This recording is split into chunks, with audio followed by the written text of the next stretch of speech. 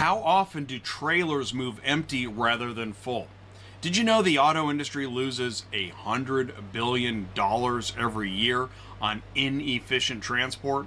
Nearly half of all auto transport miles are logged with empty trailers. Get ready to save time and money with a Convertible Concepts trailer. We've got Dennis Manns live from Auto Haulers Association. Bill Pawluk, the CEO, is with us. So say hello, make new friends, and learn from the best on ATI Auto Business.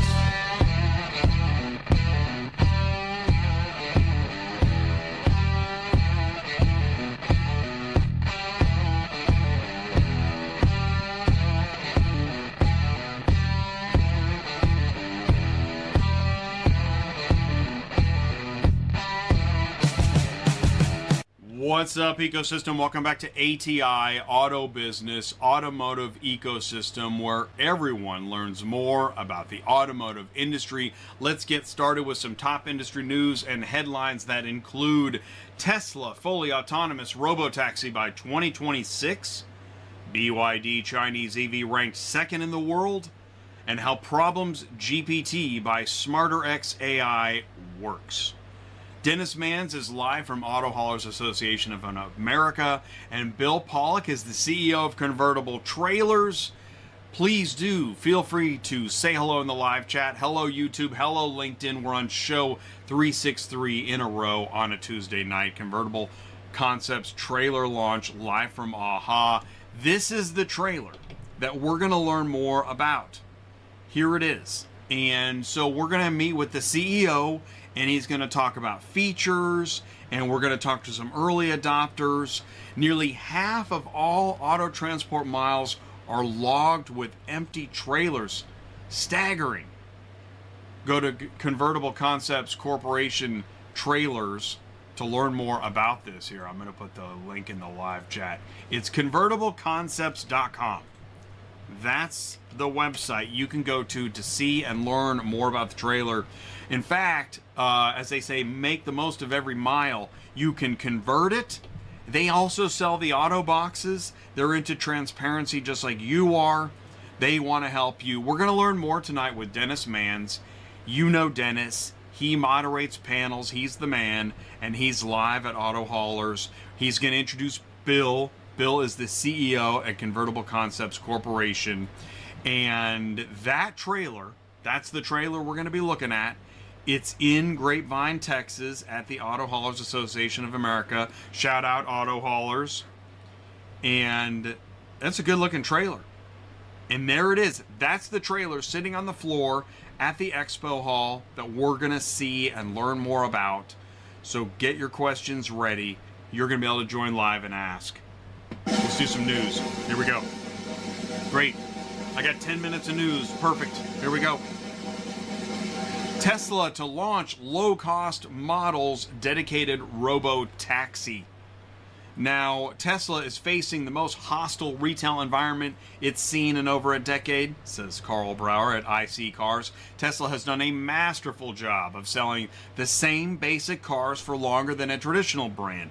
But the ever-increasing choice in EVs means Tesla must freshen its product line. You know, Elon Musk has repeatedly said this year that Tesla's future depends on selling fully autonomous vehicles. That's no surprise. Tesla has not given many details about the dedicated AV it plans to unveil October 10th, but he has referred to it as Cybercab. He said the robotaxi won't need human controls, no steering wheel, no foot pedals. The automaker is targeting a production start in early 2026. Now, I just saw the other day a video. This is a Rolls-Royce. It also, no steering wheel, no foot pedals. You ride in it, and it drives. Rolls-Royce from the year 2035, if you want to check that out. BYD sets higher annual sales target. The goal will put BYD almost at par with Ford, ranked 6th by global sales in 2023 with 4.4 million vehicles sold. Chinese electric automaker BYD with an 11% upward revision to the company's 2024 sales target. They are selling a lot of BYD, and it's attributed to the extra sales growth in this year's introduction of new models. Don't forget the price point. BYD might be the world's second largest EV vendor after U.S. rival Tesla. I saw this on LinkedIn. Did you know that Tesla is moving away from high-rent retail stores to larger spaces for service and delivery? The strategy aims to reduce overhead costs by focusing on more affordable real estate options or transitioning to delivery centers and online sales. This model aims for efficiency, allowing Tesla to manage test drives, deliveries, after-sales service in less expensive setups than traditional showrooms. A new facility in Jacksonville with over 45,000 square foot includes retail showroom, lounge, service bays, charging facilities. What do you think? Gosh, it reminds me of Carvana, actually. U.S. new vehicle market stuck. As buyers wait for relief, sellers try to hang on to profits. The August selling rate was just 15.1 million, disappointing in light of the holiday weekend and a sign that consumers are waiting to make big purchases. Just talk to a dealer. They'll tell you the market is stuck. It's in a standoff right now between consumers, dealers, automakers, and lenders to see which one is going to blink. What was expected to have been a robust August was rather flat. Jumps from a year earlier, underwhelming. Signals indicate that U.S. sales are losing momentum, and we do not expect any measurable uptick in the daily selling rate in the coming months.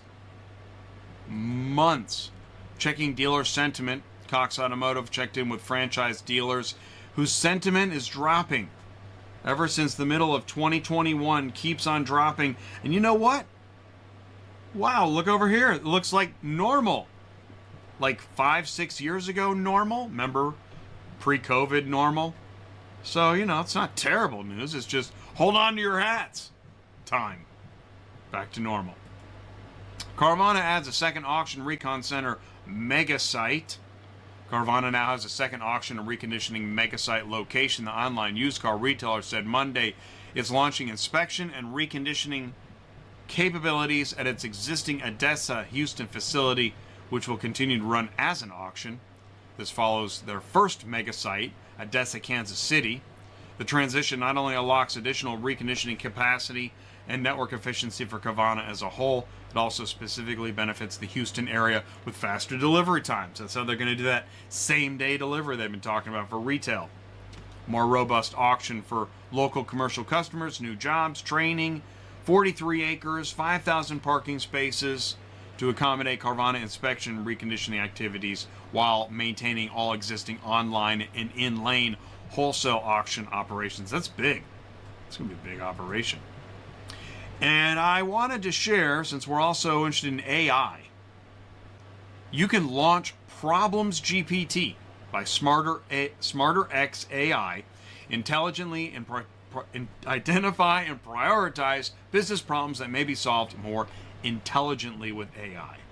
How, Jay? Okay, I typed in update carriers en route with mobile app about last minute changes before they arrive. How are we going to do that? How are we going to do that? And here's a brief over 2 pages, a strategic AI-driven solution brief. It spat this out faster than I could read it. Page 1 just talks about recommendations and identification of the problem. Here we go, implementation plan. We got time, estimated gains in efficiency, and estimated budget. ProblemsGPT by SmarterX.ai. Check it out. ATI is where everyone learns more about how the automotive industry works. I talk about the ecosystem, OEM dealer auction logistics, and tonight's show, equipment. So I had thought about, do I need a vertical for equipment? I kind of put equipment under logistics with a little bit of OEM mixed in. It is hard to figure out exactly how to position all this, because it is huge. So leverage ATI in your business. I am here to help. I reach across the aisle to everybody: brokers, carriers, dispatchers, drivers, wedgies, high rails. Get the podcast. That's for everybody. ATIautobusiness.com. Even dispatchers? Yes. And don't forget, tonight after the show, is the debate. That starts at 8. We got 50 minutes before the debate starts. I know you're chomping at the bit to check that out. So jump in the live chat, say hello, make new friends, learn from the best. It's ATI Auto Business.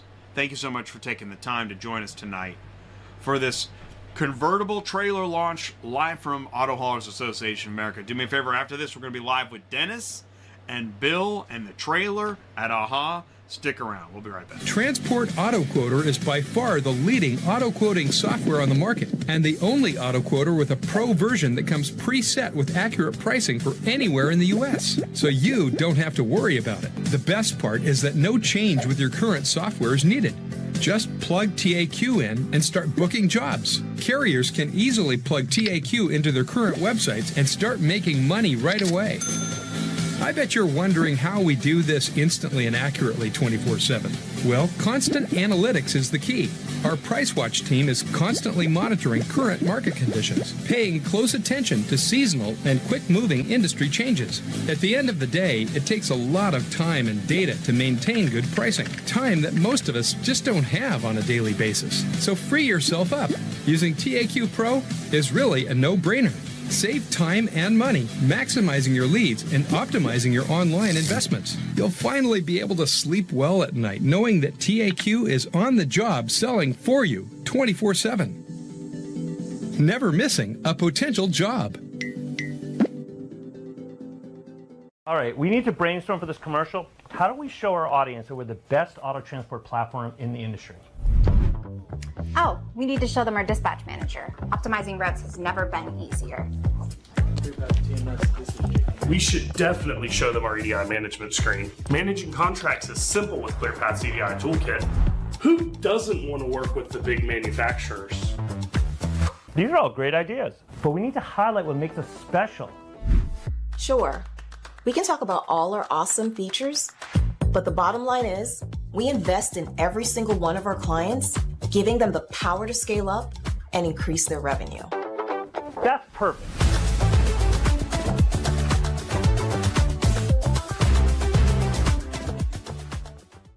Auto Hauler Exchange has revolutionized the way vehicle haulers and vehicle shippers collaborate.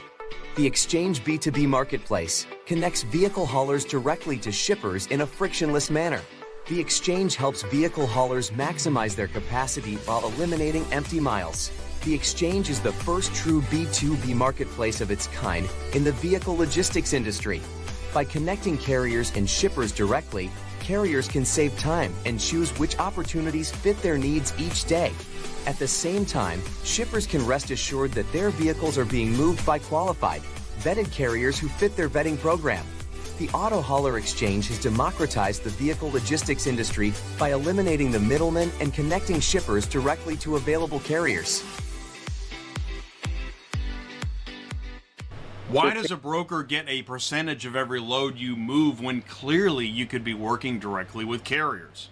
Go around the broker, get faster car shipping, visit autohaulerexchange.com. All right, here we go. Please do help me wish a very warm welcome to Dennis Manns is live at Auto Hauler Exchange, Auto Haulers Association of America. Dennis, can you see me and hear me okay? Absolutely, Jay. How you doing? You're looking great, by the way. Oh, you look great, Dennis. Thank you so much. Hey, I appreciate you having me on this show. So, let's see. Do me a favor. I'm going to... Okay, I see you on... Yep, I see you on Nick's camera. And let's see. Here we go. Now I can see you. I can hear you. All right, Dennis, take it away. What are we doing? Oh, okay, Jay. Well, thanks again for having me this evening, Jay. I appreciate the time so much. I appreciate having the time to share some things with your listeners. But I'm here in Dallas, Texas at the Gaylord's Hotel, and I'm at the AHA convention. And as you know, because I know you've been to these in the past, but they do a spring convention and a fall convention. And so in the fall convention, this is generally when they have the different exhibits from all the different truck manufacturers and accessories and you name it. Everything, the latest and the greatest in the industry is on display at the AHA conference. And what I'd like to do this evening is share with you what I think is the greatest innovation in car hauling in the last 50 years, and that's the convertible trailer. And we're going to bring the owner and originator in on this in a little bit here. But what I'd like to do, and I think your viewers and listeners would like to have, I want to show you the different exhibits that's on display. So Nick's going to work with me here, and we're going to go around the exhibit hall here and share with you all the great products. So here we go, Jay. Great. And I'm not the best equipment guy, but I'm going to do the best job I can to share with your listeners about all this great equipment from all the suppliers that everybody's familiar with, and then also share with you at AHA, because I know some of your listeners don't get a chance to come to AHA, but here's a great piece of equipment here that you can see. We just passed up. Yeah. And they've done, it's some beautiful stuff here. I mean, you would go crazy with some of this stuff. Wow. And they've done a great job with picking out super colors. They got them accessorized to the max. And again, if you're in the car hauling space, for your listeners, this is a great event to attend. Matter of fact, we had record attendance, Jay. I've been coming to this thing, I guess, 5-6 years. I do the spring event, I do the fall event, and this is the largest attendance we've ever had. And part of that, I'll be honest with you, I had a lot of people say, hey, we want to come see the convertible trailer, because this is the official, as you know, the official North American launch of the convertible trailer equipment. So we're going to finish there in a second. What's that, Jay? And I'll just say, so this is, you finished up day one today, and we're lucky we have the place to ourselves so that we can hear each other and see everything. Yeah. Okay, great. Yeah. Wow. I was there. Oh, that's a beautiful truck from Lore. That is a beautiful truck. Wow. I chatted with the guy who he actually bought it today. This next Peterbilt one is the same gentleman purchased that one. But, you know, the colors on this stuff, the equipment, I mean, these things are looking awesome. But I hosted a panel earlier today. I think you and I talked before, and I had OEM representatives from Nissan and Ford and Toyota. And it's something that we incorporated into the AHA event a couple of years ago, where we get these are the executive leaders in the logistics space. And, you know, we just chat about the car hauling business, the finished vehicle logistics business, and how the industry is going for these guys. And so that was an OEM panel that I hosted, and it went great. Then well, I did. I'm sure it did. You're great at those panels. I've seen you. No. Yeah, buddy, you're great. You're better at it than I am. But they, I also hosted a industry overview session, which I know you love the industry numbers, and so I shared with the attendees here today, chatting about the industry and forecasting, sales, production, all those kind of things that these guys are, you know, this is why they come to the conference. They want to see the great product. They want to see the innovations, and they want to learn what's going on in the industry. And speaking of innovations, I want to introduce my friend Bill Pawluk. Billy, how are you? Hey. And Bill is the president and originator of the convertible trailers. And I want to turn it over to Bill at this point, because nobody knows this equipment better than he is, and he's going to share with you all the different specs that this equipment provides. And then when we finish this portion of the podcast, I want to do an industry discussion with you know, a car haul owner who purchased some of the first trailers that Bill has created. So Billy, it's all yours. Okay, great. We're going to switch audio here, so bear with us while we do that. And Bill is going to go ahead and Bill, you can. There you go, Bill. I can see you. I can hear you. All right, Jay. Great. Thank you. Take it away. I can hear you faintly, so you guys might have to chime in and help me. The stage is yours. Yep. Okay. All right, guys. So once again, thank you, Dennis, and thank you, Jay, for having us on your show tonight, giving us this opportunity to demonstrate what we've come to the market with here today. We're here at the Auto Haulers Association of America show, and we're honored to be here and have our equipment on display with all this other fine equipment and other suppliers in the industry. And this is something that I wanted to demonstrate. I'm sorry, I didn't introduce myself. Bill Pawluk is my name, and I'm from Calgary, Alberta, Canada. So I'm your neighbor to the north.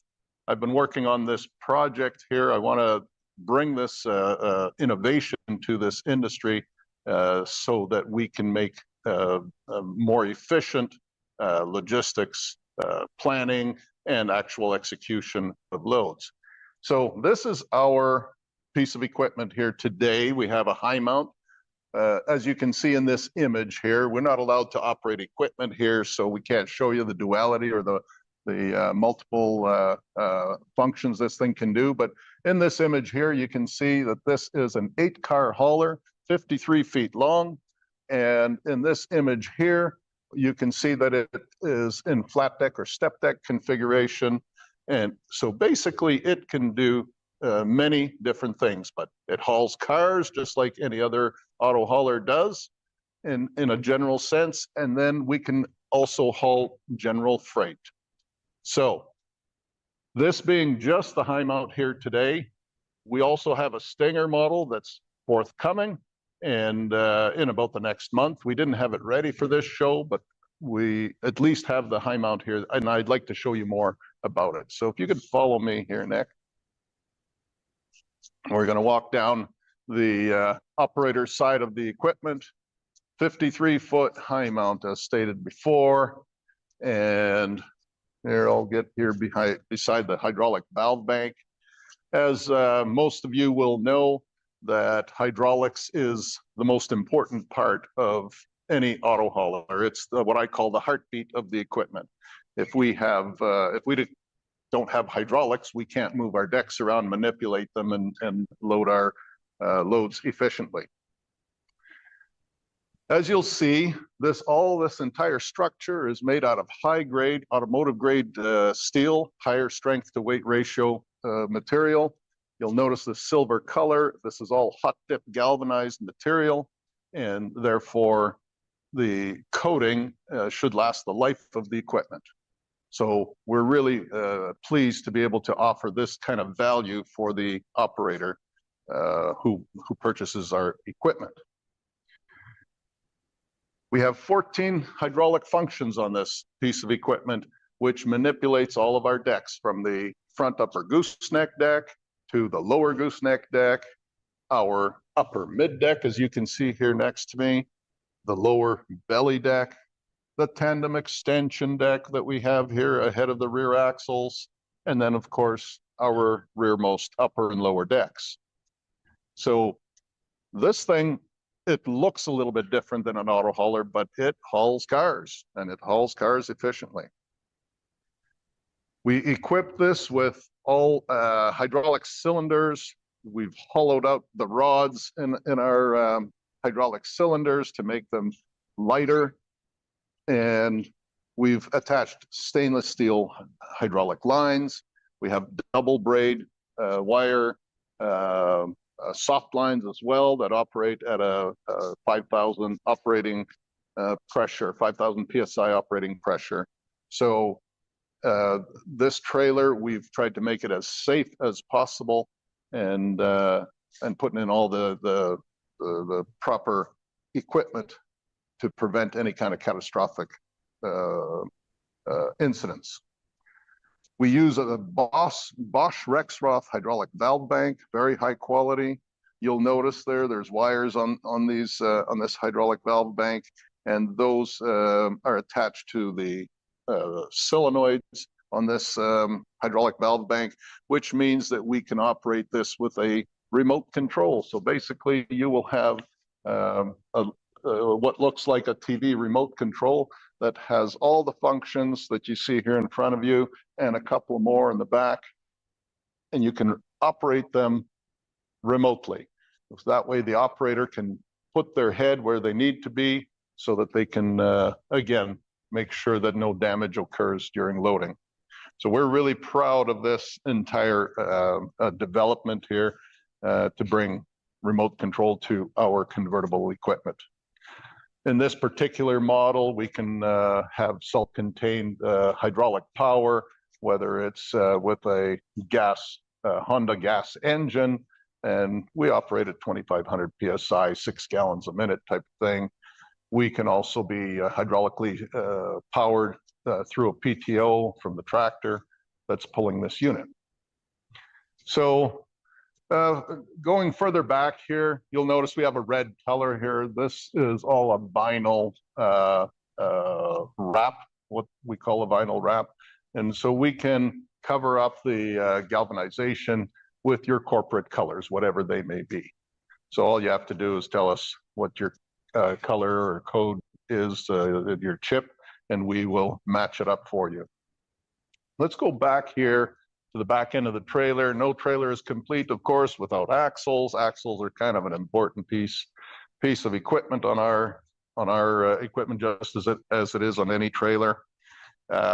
These axles, in particular, are SAF Holland brand, but we can put in Hendrickson as well.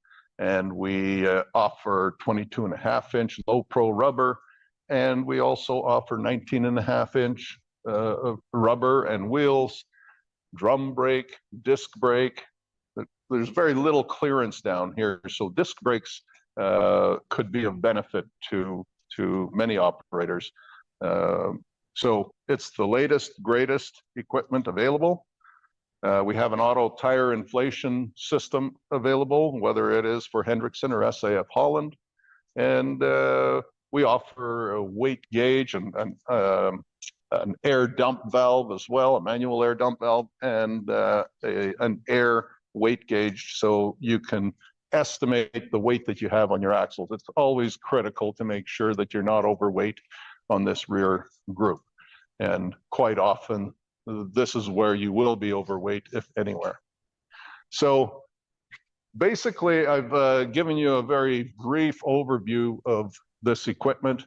Our Stinger model will be designed and equipped very similarly to this, to the high mount. It will be ready in about 1 month, whereupon we are in production, producing 10 units of each every month and getting them into the marketplace to start with our pilot projects. So any questions, Dennis? Anything that I've missed? What do you think? All right. So at this point, Bill, we're going to move up toward the front of the trailer, and we want to kind of do an discussion and chat with one of your first customers about the decision process of the equipment. So let's go up front. Perfect. Great, and I was just going to say that everything's going well, and just keep on going. You can keep with Bill's phone audio. Okay. And yeah, take it away. All right. So, Bill, number one, thank you for a great overview of the equipment. As I have attested many times, I'm not a technical trucking guy. So, but I know that Jay's listeners are big on the specifics and specs on the equipment. So we'll chat a little bit more about that. So I do want to introduce the handsome fellow to my left. And so, Jeremy, I'm going to give you the microphone, and I'd like you to introduce yourself to the podcast audience and share with them your company's name, and then we'll get into a little dialogue. Hi, my name's Jeremy White. I'm owner and partner at Autos in Motion. We've been in business roughly 8 years in America here. We run approximately 120,000 new units a year. First off, I'd like to thank Bill for being an innovator in the industry, thinking outside the box, and finally bringing something that I can market to different customers. This product is so much superior than anything on the market right now because of the versatility. When you run rural America, when you're in rural Canada, and you're running all these empty miles, and your footprint in society and the global footprint, you're running empty 40% of the time in this industry. This trailer isn't going to run empty. We're going to keep these trailers loaded 95% of the time. And you can market to a whole different style of customer. Anyone that doesn't jump on this bandwagon is missing out. Jeremy, so you placed an order for the convertible trailers without seeing them, without touching them, which frankly was a pretty bold move. And, you've been in this business for a long time. And maybe you can share with some of Jay's listeners Just the thought process that you went through, because, we're here at AHAA, and I don't know, the attendance was probably 300 people today, which is a record. And then we had all this beautiful equipment that's on display, which is the traditional equipment, the conventional equipment, as we say, that everybody's accustomed to.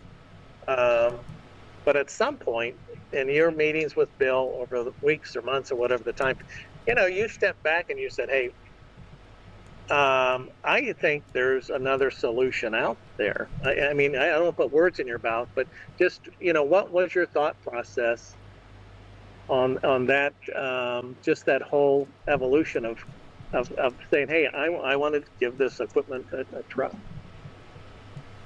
Well, the first thing that stood out was Bill's passion about it. He's been driven for years to innovate this product up to the level it is at today.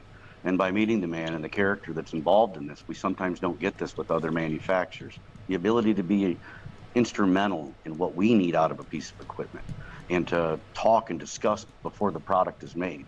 It was a modest investment for me to be tied into such a great organization. And what we're going to do with this equipment is going to be state of the art. Everybody in America is going to wish they were on this podcast today and would have got in front of me, because the opportunities are great.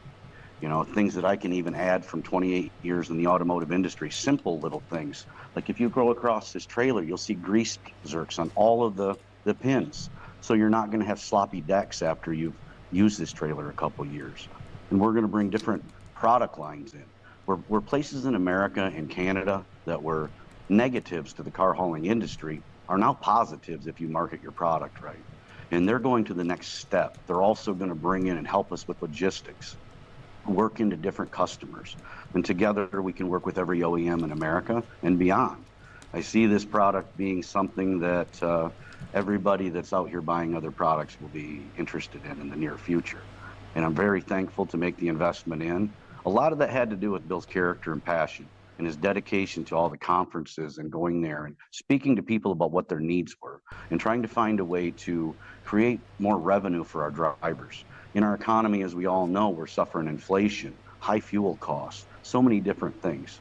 You take my fleet, we're a $35 million a year fleet at 120,000 units. Add 30% to that with the same miles, the same fuel cost, your driver retention. And what I think this is also going to bring to the industry is some excitement out of a driver. Drivers are so tired of the same thing. They need something that makes them excited about their job, something that makes them want more out of their job. And now we can bring step deck drivers in to our industry and teach them to be car haulers. We have to come up with something as owners of trucking companies to develop this. Okay. So, Bill, I want to turn to you. We've known each other a long time, and your story is a great story of the evolution of how you went from this point back here to this point here with this piece of equipment. And I think if people aren't familiar with this story, if you could take a few minutes and share that, and because you're not a corporate owner of a trailer manufacturing company, you're a guy who's set in the seat, right? So let me give you the mic and just kind of share, how we came to be in the development of what we have before us today. Oh, of course, Dennis, again, thank you for that. And Jeremy, thank you. Thank you for being our very first customer and you showing faith and understanding what this innovation actually can bring. Now, I started this journey over 20 years ago up in Canada, Western Canada, and I got into the auto hauling industry and started hauling cars. And I could not believe that the industry, as glamorous as it seemed at that time, was so inefficient. We were running around empty half the time. Insane, in my opinion. And therefore, I pondered all this as I'm driving. I was a driver, owner-operator in the beginning. And I decided I'm going to do something about it. I tried to get various companies to build these for us, and they just simply wouldn't. They said, that's not the way it's done. You don't know the industry. And so I said, to heck with that. Let's do something about this. I hired an engineer. I spent a few months with them, and we designed our very first convertible trailer back in year 2000. That's 24 years ago, practically. And we got that thing commissioned and on the road in mid-2000. And immediately I started seeing results. We had return opportunities. I never use the term backhaul, by the way. I call it return revenue because that truck is productive, that truck and trailer, that driver, they're all productive. Why are we not using that productivity to our benefit? If you think about it, we have all the road auto carriers in the industry today in North America totals about 30,000 units. And they're running around empty 40+% of the time. That amounts to 1 million gallons of diesel a day. 1 million gallons of diesel a day. That converts into about $12 million of revenue daily. And that's just going up in smoke for no reason. So I continued on my journey and I started adding trucks, and I converted literally my fleet from single purpose conventional equipment to convertible equipment. Within 1 year, I reduced my empty miles from around 40% down to less than 5%. That's what proved to me. I created millions of dollars of revenue in my fleet from this. So nobody hands you money. We earned it. And we earned it through using the equipment more efficiently. So fast forward now, I decided I'm going to commercialize all the money that I made from that early stage trucking company. I invested back into this innovation, and I decided we're going to commercialize this concept. And so we've applied for patents, and I found manufacturing partners and engineers and so on and so forth. And here we are today. What you see behind us, this I believe to be a commercially ready product that we can sell to any other company out there, and we can coach them how to operate it, and not just physically operate controls, but how to use the equipment most efficiently, how to find your loads, what kind of loads to search for and secure. When I was doing this, all I had to do was go shake hands with all the shippers up and down the I-15 and then Highway 2 up into Canada. And within 1 year, I had all my miles filled. So I believe everybody out there can do the exact same thing. There's all kinds of flat deck opportunity out there. There's container opportunities. So, and I'm not going to get into all the different commodities that one can get into, but the people that are operating this equipment are highly skilled people. I don't even call them drivers, I call them operators. And they can handle equipment and different products on this type of equipment because they handle cars, and cars require special care.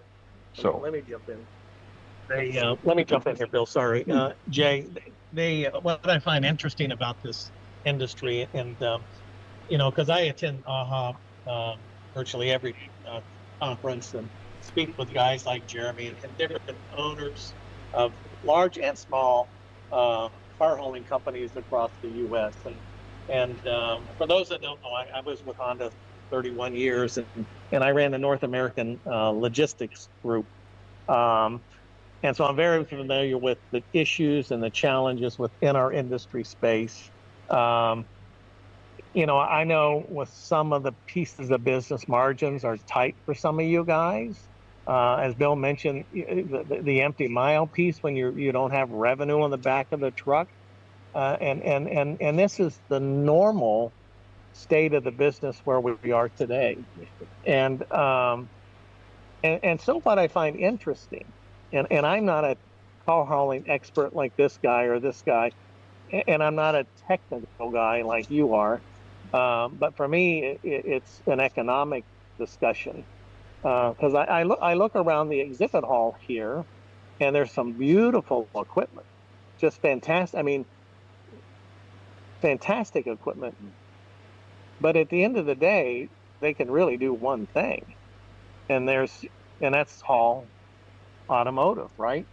And so the discussions you have or you had today with your automotive customers, if you don't change something, you're going to have the same discussions tomorrow, right? And So, Jay, for me, that's where I found Bill's equipment so fascinating, is that it gives owner operators, car hauling owners, other choices tomorrow. And now something I think you probably need to chat about, you know better than I do, because I think the average one of Jay's listeners is going to say, I haul cars, I'm a car hauler, I know how to do that piece of, I don't know anything about this other piece of business. And with Jeremy, and we'll turn to you in a second here because we only get the one microphone, unfortunately, but is that an issue or concern, or what's going to be the learning curve to have his drivers learn how to handle, I guess the term's general freight, So let me turn it to you first, and then we'll have Jeremy chime in. Okay, thanks again for the question, Dennis. And yeah, you're on point. Sure, that's a concern. Yes, auto haulers seem to know a lot about hauling cars, but they don't know anything about flat deck freight. I didn't know anything about hauling cars or hauling flat deck freight when I started this. So if you're willing to learn, you're gonna figure it out. But the point is it's intimidating because you've never done it before. And freight haulers know nothing about hauling cars. They see all these carriers going down the road and they just look in awe all the time. How the heck do they do that? That's got to be complex and risky. But everybody admires all the car haulers out there. That I did when I was before I was one. And so what I do know is it's not difficult, but you got to be willing. And as soon as you're willing, doors start opening up. So I was able to educate my people. First, I had to educate myself, of course. And I had to go and shake hands with all the shippers up and down our lanes. Once they realize that your service is attached to the regularity of the service associated with auto haulers, all of a sudden they say, hey, I might want to be part of that, simply because I know they're going to be here again next week and next week and next week, and they'll be here 6 times next week. And that allows for a more regular service on the return. So that's how I see it, is if you're willing and your drivers are willing, your driver's going to appreciate the fact that they're going to make perhaps a percentage of that revenue on the return. And I remember when I had in my early days, I had guys hauling cars. They had never hauled cars before. And in the beginning, they actually quit for me because they couldn't stand driving home empty, long miles. And drivers need to feel like they're being productive. Absolutely. And if you give them that and then give them the opportunity to earn more revenue as a result, I think you can. Let me jump in. Yeah. So Jeremy, they and I'm not sure how many trailers and drivers you have, but whatever that number is, you're going to start merging, the convertible trailers into your network, and I'm sure you're going to have certain drivers that you've probably identified as probably going to readily early adapt to this and receive it well, but are you concerned about some drivers who may push back on it, or at this point in time, you think you're going to be fine merging this equipment in with your general car hauling equipment? Myself, for example, started off in this industry with a polished rag and a grease gun, and then after driving trucks a million miles and learning the hard way, I remember my first load of cars on a 7-car trailer. I had 7 Roush Mustangs and a stack of 2x4s. It took some thought process to accomplish it. And I think this product, because the product is built so well, is going to cut down on the damage percentage on the vehicles that are hauled. And it's going to bring great mental stability to a driver. Because whenever, it doesn't matter what my fleet average is. It doesn't matter that my drivers are making $150,000 a year. What matters to them is when the empty miles are stacking up, they feel we're not doing our job in management. So not only is this product going to do more for the drivers and the ability, I don't think a car hauler is going to have any trouble with this product. You're already the top level in the industry. You already understand the 36 different straps you're responsible for, the distance of a fist in between roofs. There's so many things that a car hauler already knows. And it's actually going to put him in a market where he has less risk for himself, less chance of spending any of his own money for his own mistakes. And I just see it being an innovative product. And a driver's mental health when you have a driver loaded 90% of the time. He feels like his team cares about him. He feels like they're doing everything possible.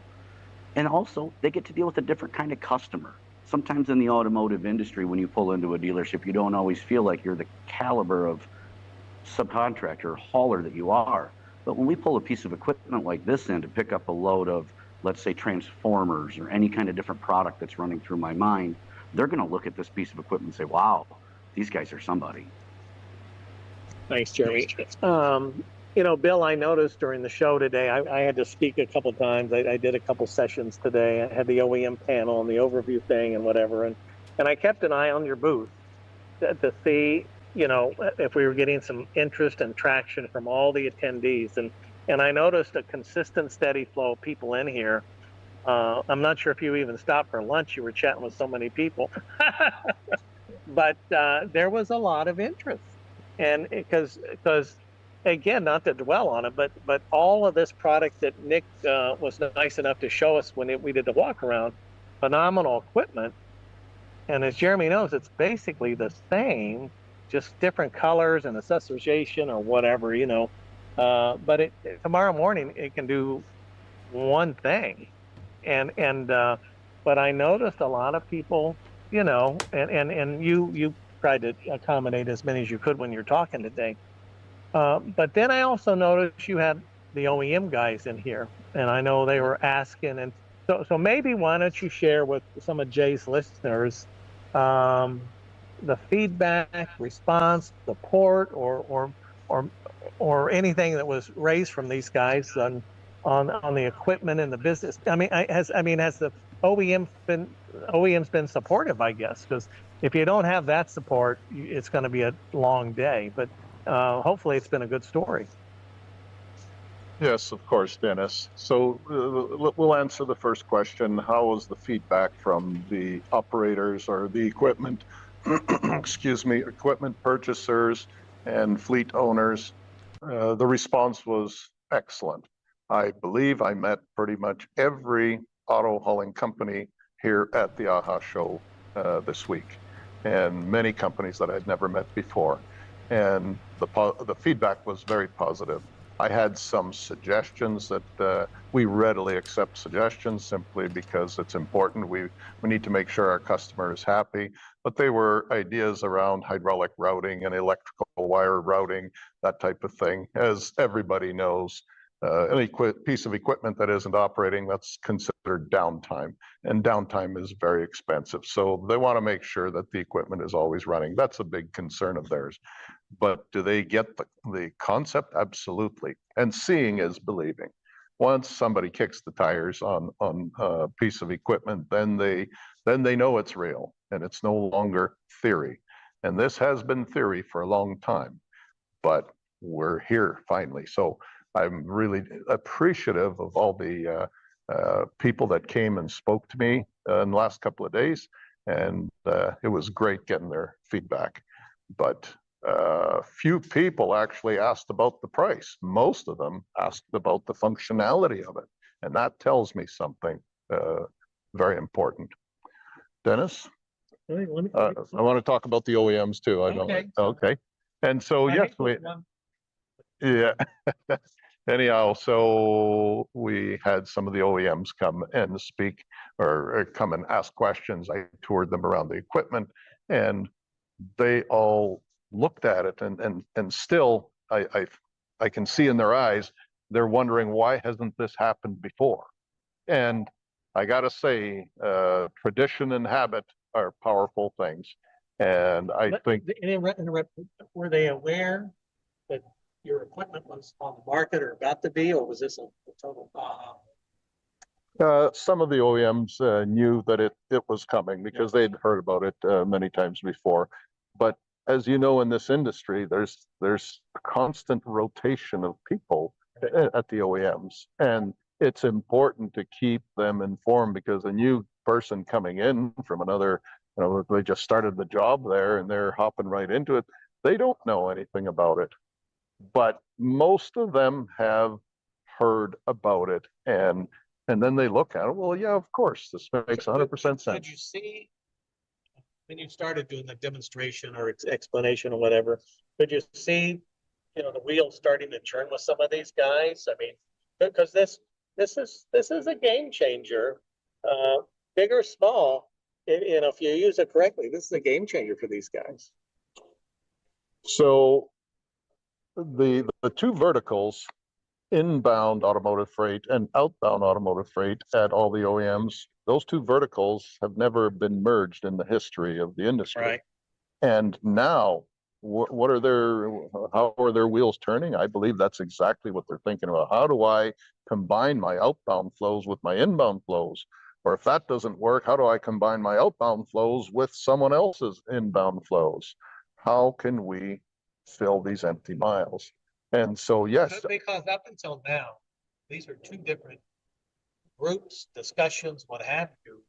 You're the finished vehicle guy. That's your job, that kind of thing. That's right. And there's I don't care which OEM you're talking about. The spin, hopefully the mic's picking me up. The spin that these guys have for logistics. So I did it in Honda. It's a big number. And if you can capture a savings of X, whether you're the owner and it goes straight in your pocket, or if you're the OEM as the customer and you can work better deals, inbound and outbound kind of deals, we're talking significant opportunity in the marketplace. Absolutely. If you fill your empty miles, 60% of that revenue is actual profit, because you've already paid for all your expenses on the outbound side. And now, if you've all of a sudden got this new revenue stream, hey, it's an opportunity to capitalize on that. 60% of the return of revenue is profit, and that can go towards paying off the equipment in short order. Yeah. So it's a big deal. If I could lead in a little bit to the OEM, If you rotate that, however you want to do.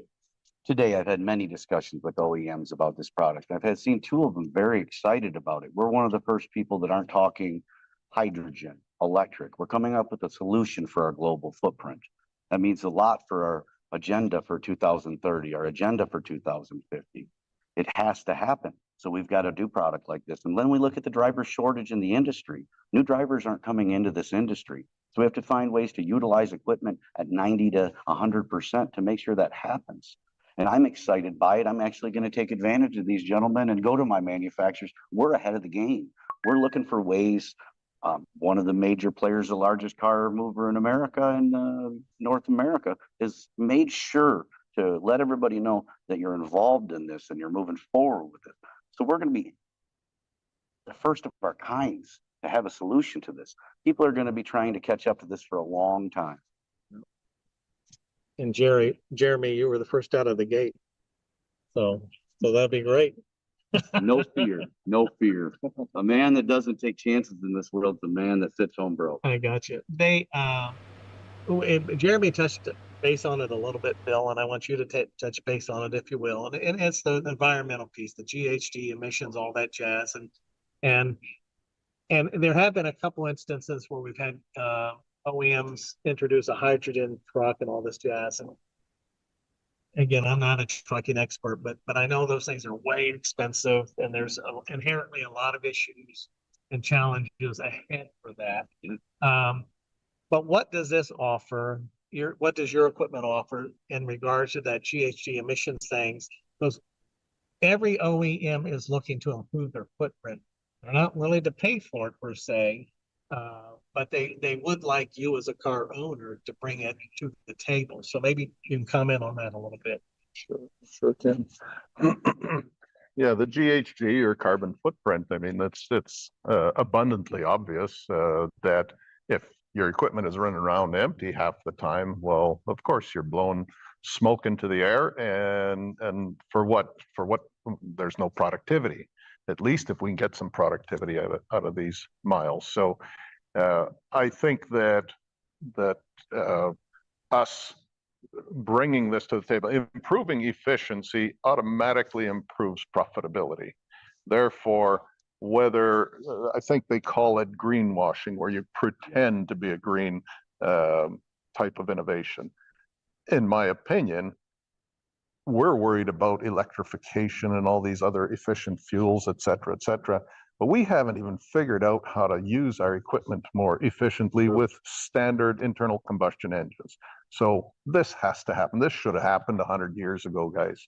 And so I think that the opportunity is tremendous here. And this will be a fast growing, I think, part of the industry going forward, merging flat deck business with automotive business.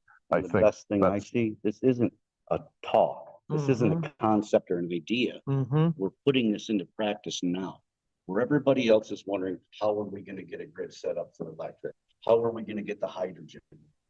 We're making steps tomorrow. My trucks will be rolling down the road in 60 days if they roll off the line. Right. So you did a product walkthrough and feature and benefit thing and all that kind of thing. But I want to make sure we capture some other details. Again, I'm not a big spec guy, but so this is the high mount version, and we have the Stinger, which will be available in the next 30 days or whatever, pretty soon. Yeah. And so the capacity from a unit standpoint of this high mount, from the number of units that this can handle and the weight, how does that compare to the other traditional high mounts that we have with us today? Okay, thanks for the questions, Dennis. So yeah, so the capacity of our high mount that you see behind us today is 8 cars. And I think that's a competitive number to the conventional auto haulers out there. We think that it does a fine job as far as being a car hauler. So I don't think we're giving up anything as an auto carrier unit by developing a convertible piece of equipment. The weight of our trailer empty is comparable to a conventional auto hauler. Therefore, you're not losing anything in either case. So, and additionally, and the Stinger, same, different. The Stinger's same thing. Same. We're basically reconfiguring all the hydraulic functions. So high mount and Stinger, whatever your key competitors of conventional equipment, yep. Weight, unit count, weight of the trailer itself. That's correct. Pretty much identical.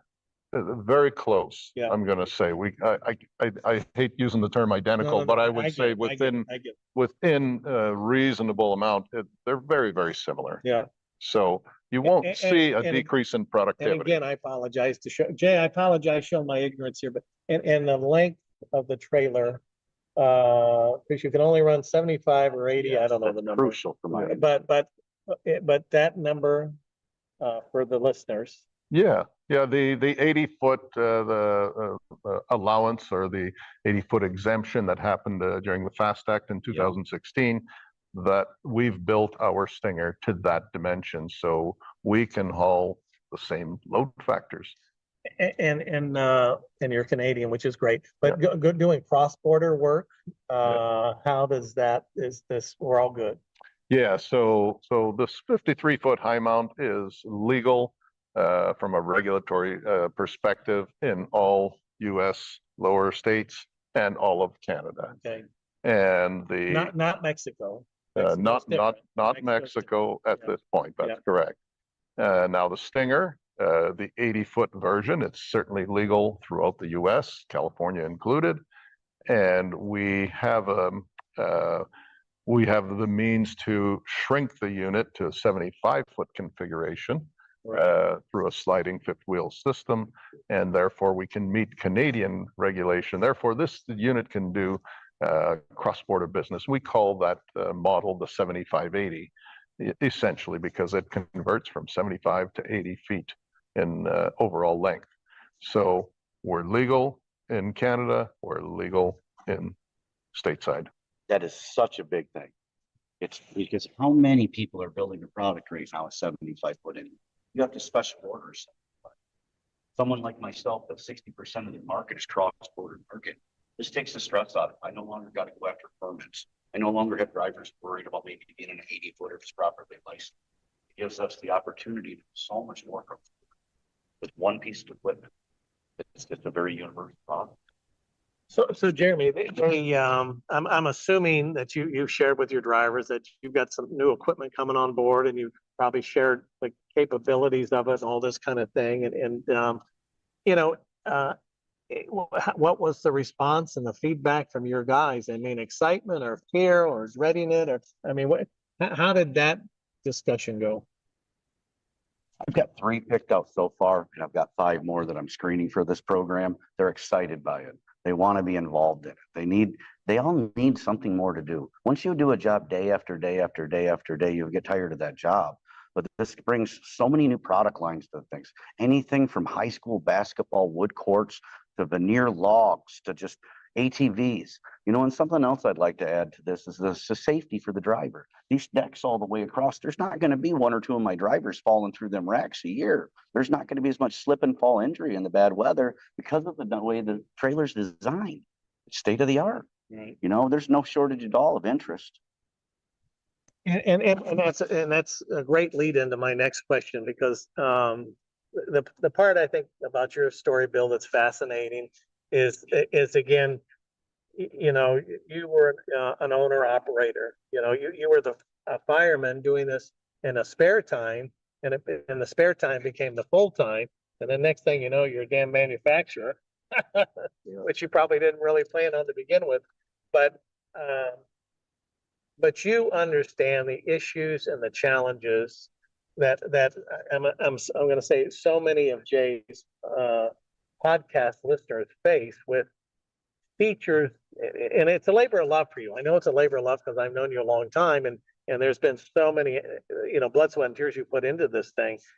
But I'm sure there's features that you put in here as a former driver that you're like, hey, this would make, well, like again, I'm not a car hauling guy, but you're the only guy in the industry with a remote to put the decks up and down and all that jazz, which I found fascinating. And I'm sure having done this, you're like, that would make my world so much easier as a driver of this equipment. Can you chat about, you know, some of those nuances? Thanks again, Dennis. Yeah. So labor of love. You mentioned labor of love.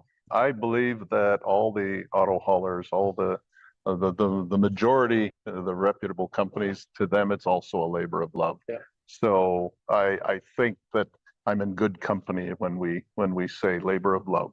You do it because you enjoy doing it, and you're achieving something great. You're supporting mobility for society. That's fantastic. Yes, it is a labor of love, and what has been all my adult life here. And I transitioned from my previous occupation to work on this project because I'm that excited about it. I want to be able to contribute something positive to this industry and help people improve their lives, their businesses, profitability, efficiency, all of the above, right? Reduce greenhouse gases, of course. This thing has what I believe to be, this is how I would spec this equipment for myself. So if I was the operator, I'm happy with all of these functions.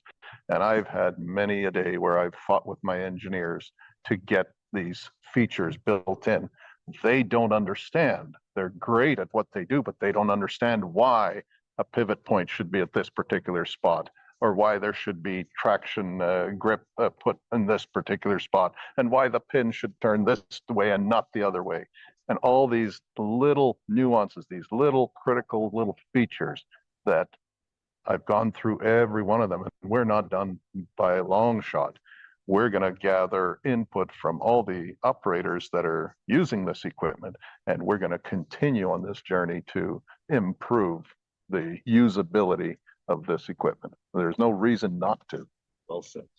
All right. Hey, Jay, I'm going to turn to you and see if you've got any questions I could ask of Bill or Jeremy, or how are we doing on time? I'm not even sure. Sorry about that. Check. We're good on time. It's 5 after 8. I think we've covered a lot. I had a question that how long does it take to convert the trailer? Oh, Great question. Jay's question is, how long does it take to convert from a normal car hauling rig down to a flat trailer? Jay, conversion takes approximately 1 to 2 minutes, and it's all just done hydraulically, whether you do it manually or with your remote control. 1 to 2 minutes, and you're ready to ship flat deck product. It's that simple. And then conversely, when you're converting to auto carrier mode, you actually have to start out in flat deck mode, and you start loading your vehicles on when it's in step deck mode, and you strap them down, and then you start lifting the decks. You lift the decks, takes you another couple of minutes, and then you're ready to start loading the lower decks. So it's a quick transition. Question is that with the high mount version, it has a hydraulic power unit on the trailer, so you can operate it independently from the truck itself. Yeah, that's correct. It's an independent or self-contained hydraulic power unit. Sometimes operators don't want to have PTOs or power takeoff units on their tractor attached to the trailer. Sometimes they want to disconnect from the trailer and have somebody else load it for them. There's all kinds of different needs, but yes, independent, self-contained hydraulic power units. That sometimes that's something people And another want. example, let's say we break down on the road in this highway. We've got a self-contained unit. We can run a truck immediately, and that's one of the problems with the new tractors nowadays. Because you buy new equipment for this thing. So the ability of this trailer, pull this out, go to ride the truck over the big piece of companies back in, the driver's still making money, business is still making money. You don't have no loss. Right. Yeah. Jay, anything else from your end? Gosh, I'm surprised that was really fast. So then, okay, so follow-up would be, when you're loading cars, you're standing on the pavement while you're not climbing up on the decks? I think that's a different answer. Jay's asking when you're loading the cars. Jay's asking if you're on the pavement or on the deck. But you're on the Are you deck. still climbing up? He's Or asking, you're still climbing up to load cars.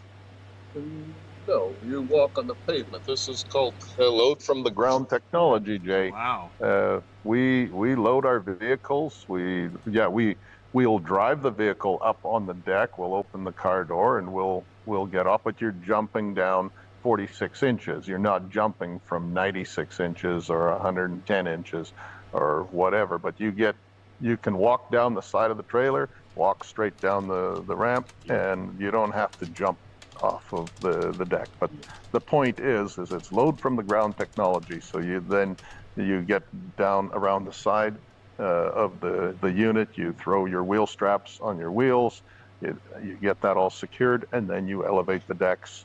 But you are not walking around up top when those decks are elevated, put it that way. Does that answer your question? It does. That's great. And I knew a driver that was important to him. As he had gotten older, he's still in great shape, but he just wanted to work from the ground rather than climbing up and down. Right. Well, I did watch Bill's unit in operation day before yesterday with the remote, and it was way cool. So easy, so seamless, and as Bill pointed out, it's quick. It's quick. So Yeah, Jay, it sounds really quick. Yes. Yeah. Jay, any questions from any of your podcast listeners? That was it. The question was, how long does it take to switch between configurations? Yep. I think that's it. I'm sure there's some other detailed questions, but I think we've given a pretty good amount of information for now. This has been great. Okay. Well, we appreciate the time. Bill, I'm sure Jeremy enjoyed sharing his story. I loved sharing with you the AHA story. And it's been a great event. And I think this is a great opportunity to introduce the convertible trailers to your podcast listeners. I'm going to give an applause. Dennis, thank you. Bill, thank you. Jeremy, thank you. Auto Haulers Association, we really appreciate it. Very good. So, all right, well, thank you. Then I'll let you you. go. This has been a great show. Thanks so much, Dennis. Thanks, Jay. Appreciate it. All right, Bye-bye. thanks a lot. All right. And what I'll do is I'll Thank just you, put Dennis. them back in the waiting room. Yeah, they're shaking hands, and great stuff. Now, I will go ahead and address. Yeah, I know that there are. Did the lighting change? The lighting looks different. Oh, the monitor went out. It's okay. I know that what we could do different, better next time is that landscape mode. Absolutely agree with that. What we did was we put this together on kind of a shorter notice to see if there was something that we could do, and we did it. It was a great conversation. This is going to make a great podcast. I think several people were able to tune in and get information. And I thank you for hopping into the live chat and saying hello, asking questions, leaving a like. Now what I need to do, I need to toss it over to the presidential candidates, not live on ATI, but I know that's where people are going. That's what I'm going to go to. I'm going to go check it out. There's a debate happening right now. Kamala Harris, Donald Trump, event of the world. So go check that out. Thanks for tuning into ATI, Superflow Systems, ClearPath TMS, Auto Hauler Exchange, Auto Haulers Association of America, Convertible Concepts Trailer Corporation, and you. Thank you for tuning in for this live stream trailer launch at AHAA. And Rico wants a trailer. You get a trailer. You get a trailer. Find out more here. I'll give you the link again. Convertibleconcepts.com. CCC Convertible Concepts Corporation. It's the convertible trailer. There's the link. Go check it out. Leave a like, and we'll see you more. You got more days of AHAA tomorrow, and I believe wraps maybe the next day. And what we'll do is I'll try to I'll coordinate with Dennis. We'll try to have some kind of follow-up. Also, I'll release a video short or so. Anyways, go enjoy your debate, and let's see if anybody changes their mind in any fashion. All right, great. Thanks a lot. Have a good night, everybody. Here comes the car hauler, the standard car hauler, not the new one, the standard. Stick around. See you later.